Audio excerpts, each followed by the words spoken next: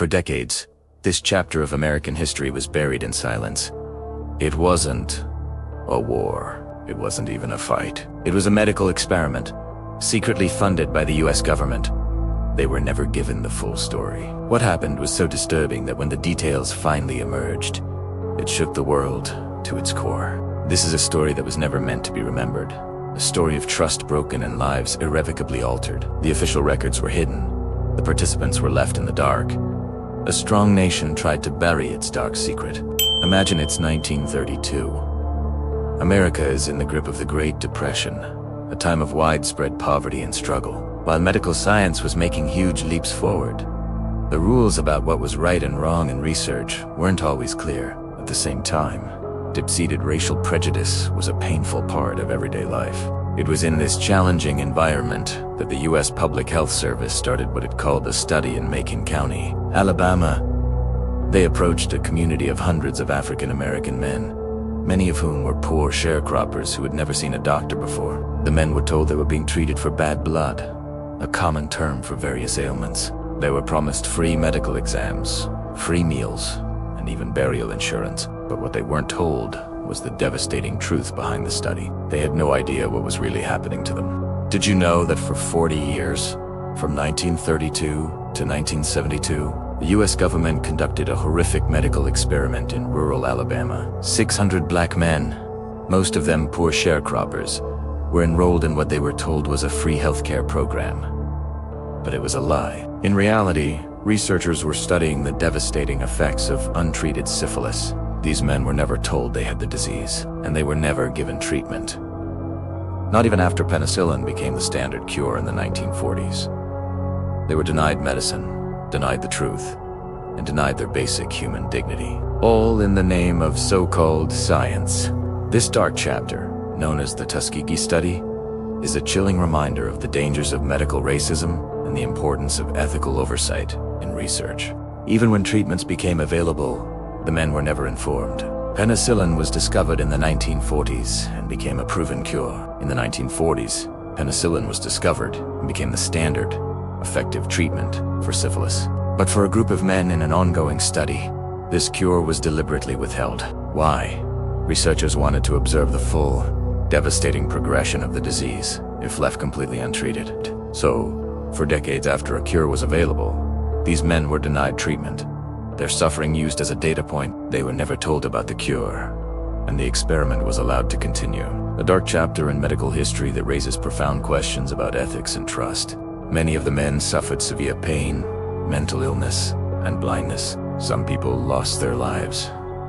This wasn't some dystopian movie plot. This was the Tuskegee study, a dark chapter in American history that began in 1932. For decades, hundreds of African-American men with syphilis were told they were receiving free healthcare. In reality, they were given placebos, even after penicillin became the standard cure. Many of the men suffered unimaginable pain, went blind, and developed severe mental illness. Some died.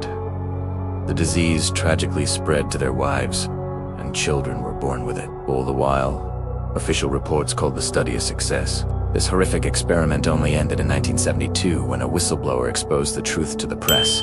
It is a chilling reminder of what can happen when ethics are abandoned in the name of science.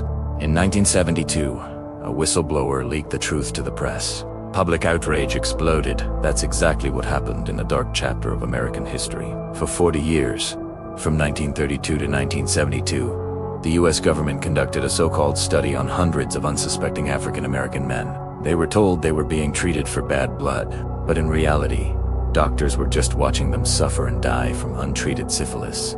Even after a cure was discovered, it was a monstrous lie.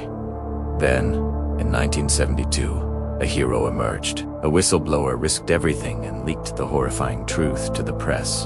The public was shocked and disgusted. The outrage was so immense that the study was shut down almost overnight. A federal investigation followed, confirming the unimaginable abuse. This story is a powerful reminder of why we must always fight for truth and justice.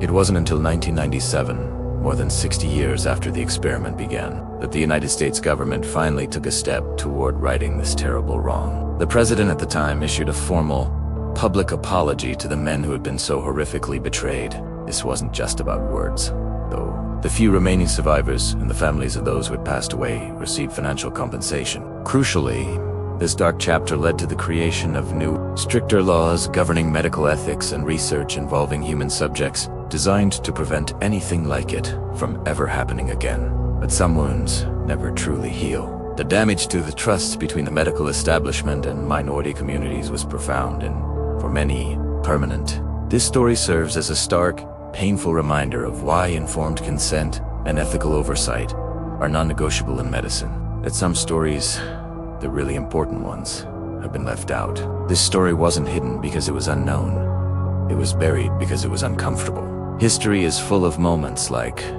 this: forgotten, erased, ignored.